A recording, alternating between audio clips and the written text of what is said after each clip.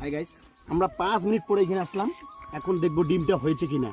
ভাগিনা আজকে আমরা এত ওয়েদারের মধ্যে আজকে আমরা ডিম ভাজবো সেই রাস্তায় রোডের মধ্যে। এত রোদের মধ্যে কাজ কামাই তো কিছু হয় না, মানে কোনো রোদের মধ্যে বাড়ি থেকে কোথাও বাইরে হওয়া যাচ্ছে না, এমন রোদ ঘরের মধ্যে থাকা যাচ্ছে না।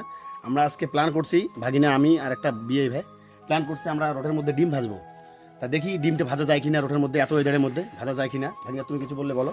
কি আর বলবো, যে ওয়েদার খারাপ, এই ওয়েদারে তো মুশকিল হয়ে যাচ্ছে বাড়িতে থাকাও। আজকে দেখা যাক, ডিম ভাজার করলাম, দেখি এই যে সবাই তো করতেছে, আমরাও ট্রাই করি।